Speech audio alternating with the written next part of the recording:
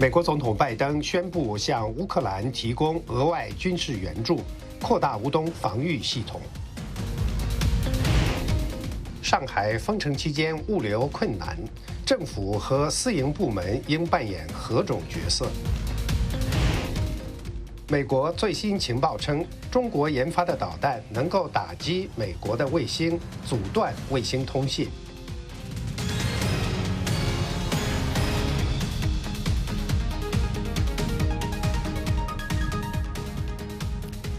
各位观众朋友，大家好，欢迎收看《美国观察》，我是林森。美国财政部长耶伦说，美国及其盟友不会对破坏制裁的行动无动于衷。盖洛普全球领导地位排名，德国继续位居第一，美国出现回升，中俄相当。美国一家太空技术公司首次成功地将4位私人乘客送入国际空间站。今天的《美国观察》带您一同关注。俄罗斯国防部星期三说，奋战在被俄军团团包围的孤城马里乌波尔的乌克兰第36海军陆战旅的1026名军人缴械投降，投降者中包括162名军官和47名女兵。俄罗斯声称已经投降的乌克兰第36海军陆战旅星期一曾经表示，由于部队弹尽粮绝，正准备拼死做最后的抵抗。乌克兰总参谋部表示，俄军正在对马里乌波尔亚速钢铁厂所在的工业区发动进攻，但是乌克兰国防部一位发言人表示，他没有任何有关乌军投降的信息。乌克兰总统泽连斯基表示，俄军正在当地调集成千上万的部队，准备发动新一轮的攻击。4月13号，美国总统拜登宣布向乌克兰提供额外8亿美元的军事援助，扩大针对俄罗斯在乌东地区更广泛袭击的防范系统。另外，拜登总统星期二以种族灭绝来形容俄罗斯在乌克兰的行为，不过他同时补充说，这要通过法律程序来进行认定。详细情况，我们请美国之音白宫记者黄耀义来介绍。耀义。是林森，美国总统拜登呢，在星期二的晚上2度以种族灭绝来形容乌克兰的局势。那么他在面对媒体提问的时候呢，他说他会用种族灭绝这个字来形容，是因为越来越多证据显示俄罗斯正在试图抹杀乌克兰的这个身份认同。那么不过他也表示呢，这个认定必须要透过这个国际上的律师的法律的认定。那么在星期三的白宫新闻简报会上呢，白宫发言人沙奇是呼应了拜登总统的说法。我们看一下沙奇怎么说。And we've also seen, I think, from the beginning of this, Kremlin rhetoric and Russian media deny the national identity of the Ukrainian people. And the Kremlin has launched a full-scale assault on the sovereignty of the Ukrainian state and its people. So the president was speaking to what we all see, what he feels is clear as day in terms of the atrocities happening on the ground. As he also noted yesterday, of course, there will be a legal process that plays out in the courtroom. But he was speaking to what he has seen on the ground, what we've all seen in terms of the atrocities on the ground. 拜登总统与乌克兰总统泽连斯基在星期三呢，2个人也谈话将近1个小时。那么之后呢，美国国防部就宣布，从这个美国国会在3月的时候通过给乌克兰援助法案的136亿美元当中，拿出将近8亿美元来提供这个乌克兰军事的这个武器。那么国防部表示呢，这些武器当中还包括了美国制造的弹簧刀无人机，说呢这个无人机可以携带炸药，还有摄像头以及探测器等等。国防部官员说呢，只需要1-2天的训练就可以上场作战。那么这个白宫发言人沙奇也表示呢，美国一直有在征询乌克兰的需求，那么包括乌克兰说呢需要直升机，所以在这一次的军事援助当中也会包括了直升机。此外呢，美国贸易代表戴奇在接受的这个福华世界杂志专访的时候，他表示说，中国将对我们经济产生的影响远超过我们今天所面临的俄罗斯问题。那么针对这个沙奇的说法呢，今天美国之音就来询问了白宫发言人沙奇，说是否会担心呢，在面对乌俄战事而来影响到美国对中国的所带来的挑战的关注，以及所需要来使用的资源。对此呢，沙奇表示不会影响。我们看一下白宫发言人沙奇今天怎么说。We're not. I mean, how the U.S. government is set up, as you know, is that we have experts and in every area, right, working simultaneously at the same time. Yes, the war in Ukraine is a big issue that we're very focused on. This president is very focused on. There's an entire team focused on Asia at the State Department, the Defense Department, the National Security Team, every single day that is not involved in that war. So I can assure you and assure everybody that we are able to walk, chew gum, and do multiple layers of diplomacy at the same time. 那沙奇在访问当中也表示呢，这次乌俄战争的一个意义就是美国是跟盟友伙伴们一起合作协调来制裁俄罗斯，是在对中贸易战上面呢，也需要与盟友伙伴一起来协调。林森，好的，感谢黄耀义在白宫的连线报道。好，继续关注新闻。美国财政部长耶伦星期三在美国智库大西洋理事会的会议上说，乌克兰战争和对俄罗斯的制裁突出了中国的关键作用。他警告其他国家，破坏对俄罗斯实施制裁将会面临后果。美联社的报道说，目前并没有任何国家对这些制裁进行破坏，但是中国对西方的制裁发出了批评，引发人们担心中国有可能会这样做。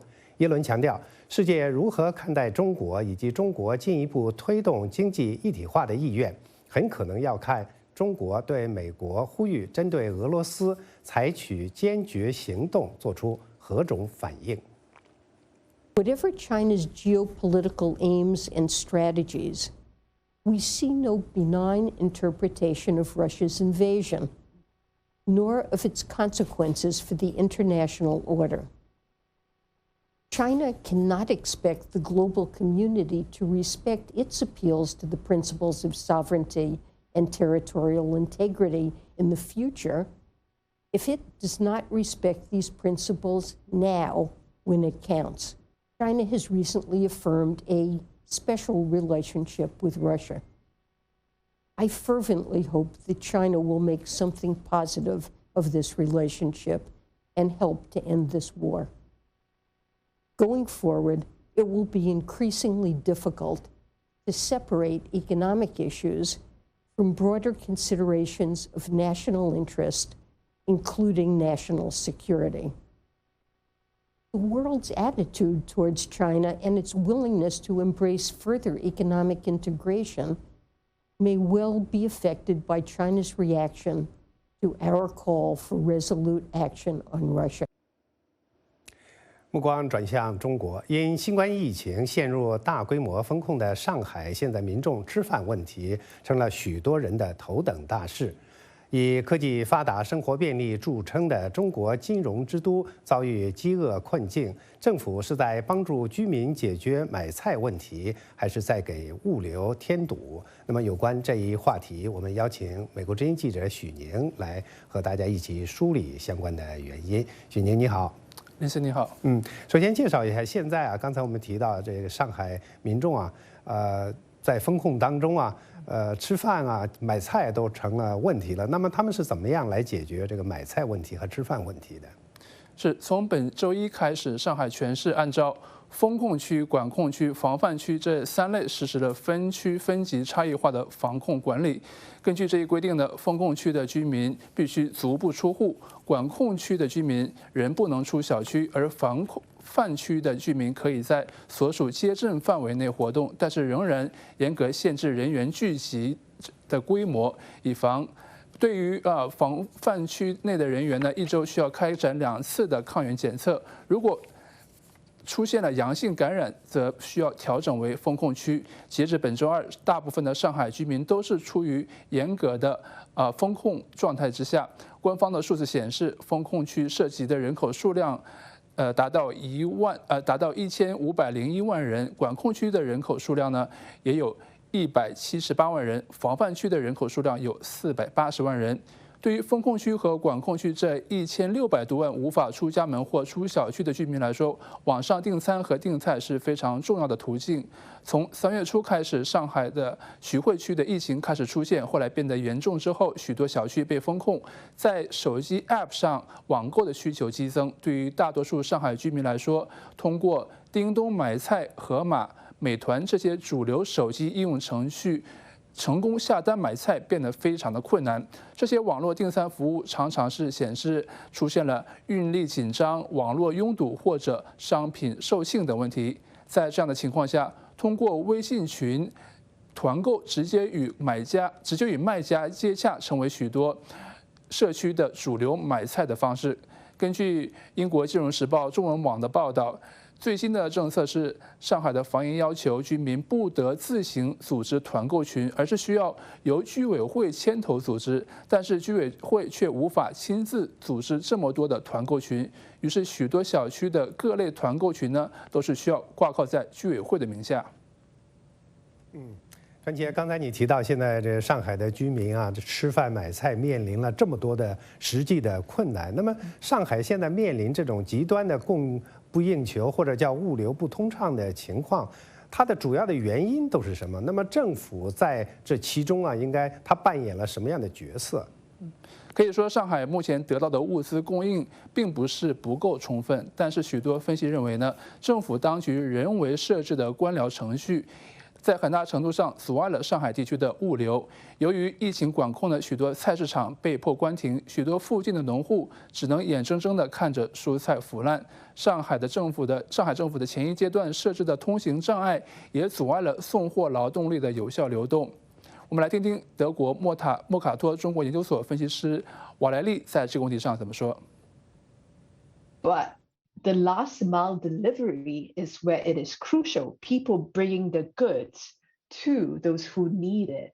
That's a huge shortage because workers were stuck at home. They have been locked down, or the workers who are in the periphery areas of Shanghai, for example, on the outskirts of Shanghai, near to Zhejiang or Ningbo, they can't enter and add to or help the labor shortage because there's this massive bureaucratic process for them to get approval, for them to get their health passes. They need to be tested every day.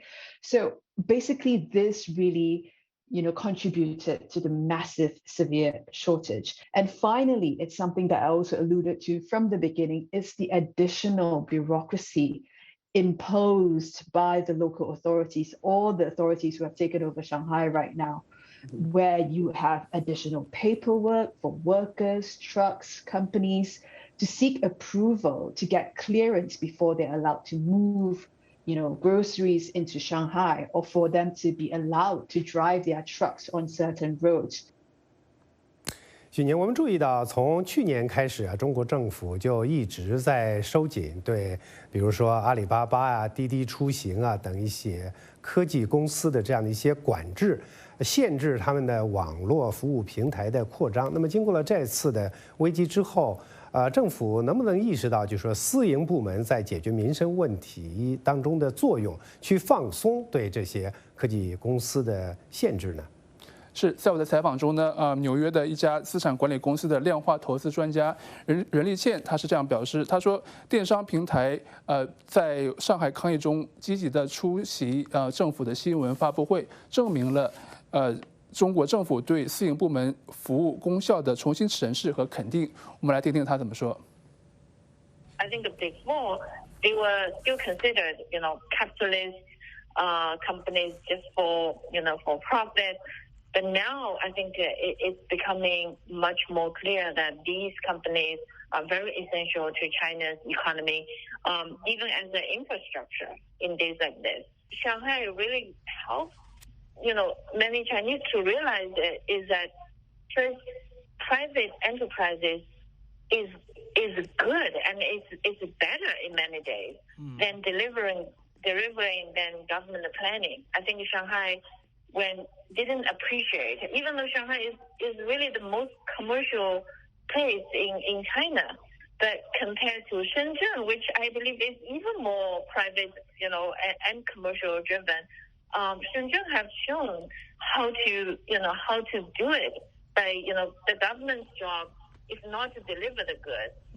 The government's job is to help the companies so they can deliver the goods better. Well, at the same time, helping people who are poor and who are underprivileged. 好，感谢美国之音记者许宁的报道。美国国防情报局就太空安全挑战发表了最新的报告，称中国和俄罗斯正在大力的研发可以用来打击美国卫星、阻断雷达通信的太空武器，认为中俄两国向太空轨道投送的资源在过去短短2年内增加了70%。国防情报局表示，自从太空安全挑战上一份报告2019年发表以来，美国的太空竞争对手在所有的重要领域都加快了行动的步伐，扩大了活动范围。这些领域包括通讯、遥感、飞行以及科技成果展示。国防情报局一位高级情报分析员星期二在五角大楼的新闻简报会上说，中国研制出了有能力击毁美国卫星或者部署阻挡卫星通信与全球定位系统的多款导弹。俄罗斯入侵乌克兰导致美俄在太空的合作关系宣告结束。美国太空探索技术公司 SpaceX 4月8号首次成功地将4位私人乘客送入了国际空间站。美国塞拉太空公司的追梦者太空飞机也将在今年年底担负起向国际空间站的运输任务。塞拉太空公司商业市场开发总监肯希尔茨接受了美国之音的专访。Please give us an introduction about the Dream Chaser showcasing at CES 2022. What are its features? Oh, sure. I'd love to do that. So the Dream Chaser space plane is essentially a space plane. That's Sierra Space Corporation. We're launching our first mission with the Dream Chaser at the end of this year, at the end of 2022, about December timeframe. It's our first mission of 7 missions to the International Space Station under a contract that we have with NASA. The mission objectives are to deliver cargo, science payloads, maybe spare parts to the International Space Station, and also return the same complement of cargo like that to the ground.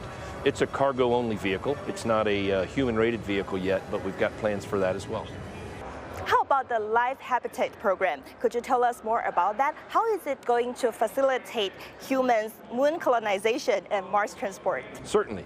So the Dream Chaser space plane, think of that as a super important transportation infrastructure, logistics infrastructure. Our Life Habitat is a destination platform in space. So the Life Habitat, and Life, by the way, L-I-F-E, it's an acronym for Large, Integrated, Flexible Environment.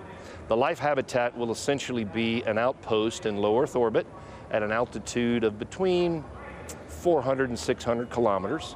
Its inclination of orbit will be 51.6 degrees, which covers roughly about 90% of the human habitated surface of the Earth. It looks like a 3-story building in space. When it's fully operational, we can house about 10 people in the habitat, and we can configure it, we can design it and tailor it to do all sorts of applications, whether it's research, manufacturing, maybe working with the biopharma industry. But we also have some really creative and new ways of using the Life Habitat: media, entertainment, advertising. Some people say the Dream Chaser program is like a miniature of the Space Shuttle program. We know that the Space Shuttle program has developed enormously but got canceled eventually. So is it a good reference for your company when it comes to both successes and challenges? We think it's a good reference in the sense that the concept of operations, the way that the Dream Chaser will be launched and the way that the Dream Chaser will return to Earth is very similar to the shuttle program, and we learned a lot from the heritage and the legacy of the shuttle program. However, we have achieved far better efficiencies in the way that the Dream Chaser space plane will function. Its reusability is very high. Its turnaround time from one mission to the next, very efficient. We can just do it in a few months if we needed to. So our cost to getting it on orbit is much less than what the shuttle is. So we think it's a far more efficient way to accomplish missions in low Earth orbit. What are the similarities between the Dream Chaser program with aerospace programs developed in the US as well as China and Russia? Also, for Dream Chaser program, is there any competitor in China? Well, here in the United States, we have a number of competitors, and in the United States here, NASA has done a great job in leading the commercial sector to develop new technologies, and specifically transportation technologies, through various programs, including the Commercial Resupply Program and the Commercial Crew Program, where essentially NASA is no longer the service provider. They're not providing the rockets and the capsules and the infrastructure to do all of those services. They're actually buying those from the private sector. So that's what the Dream Chaser space plane is all about. As a matter of fact, our NASA 7 missions are coming under the Commercial Resupply Contract number 2. And so under that, the private sector has been able to mature and advance technologies to a point now where they have actually outpaced what the government has done in the past, and are providing transportation services, logistics services in space that we've never seen before, for both cargo and for crew. Competitors on the landscape right now, Northrop Grumman has been supplying the ISS for the better part of the last 8 or 9 years. SpaceX, we all know what SpaceX has done with their Falcon 9 and their Dragon cargo and crew capsule. And now Sierra Space, we're joining the fray with our Dream Chaser space plane, initially cargo. Very soon we will also have a crewed version of that. What we have seen coming out of other countries, China being one of those, they're advancing and being competitive in this arena too. We've just seen, as of late, over the last year or two, they've started to launch and assemble their own space station, for example. And they have their infrastructure, their transportation systems that are going to provide not only resupply of their space station in orbit, but they're also launching and returning their crew members, their Chinese astronauts up there. So competition from China's out there, and it's good, it's strong. And we know that Sierra Space is working with Jeff Bezos' Blue Origin, developing commercial flights as well. Do you think that the public is ready for space trips, and when could we expect it to be more prevalent? So yes, I think the public is ready to fly. I view space tourism, space flight participation, space flight experiences really as our industry now sort of raising the altitude of civil aerospace and public aerospace, right? I mean, if you think back to the advent of when commercial planes were flying people, right? It was a little scary, it was a little daunting, but people wanted it, the public wanted it, and as a result, industry responded. I think that's where we are today. I think right now the private sector is responding to demand of the public to want to go and experience space. And so I think that the technologies are out there for us to safely do that, and certainly Sierra Space is going to be part of that and compete. Sierra Space is collaborating with NASA for unmanned flights to the International Space Station starting this year. Tell us more details about this, and what are Sierra Space future plans besides commercial? Absolutely. We are really excited about kicking off our contract with NASA with a fully operational flight later this year. We expect each mission we're going to deliver to the International Space Station just under 6,000 kilograms of research payloads, science payloads, new technology development, but also important resupply items, food items perhaps, different types of things that the crew needs in order to sustain their lives on orbit. At the same time, another very, very important aspect of the mission, and it's unique with the Dream Chaser space plane, is the ability to return those science payloads and cargo and maybe parts that need to be fixed from the ISS back to the Earth. In addition to returning to Earth, we will have a capability to dispose of things that need to get off of the International Space Station, because it's a closed, contained environment. You've got to take things off occasionally, right? If you don't take the trash out of the house, it gets messy. So we have the ability also to remove items from the ISS, put them into essentially what is a trash bin, if you will, which becomes an incinerator, burns up in the atmosphere as it returns, but then the space plane returns to the ground with that cargo on board. We can return just under 2,000, roughly about 1,500 kilograms from low Earth orbit to the surface of the Earth. Space is no longer a domain of the government. Do you see a faster growth and development in the commercial arena, both technology and business-wise?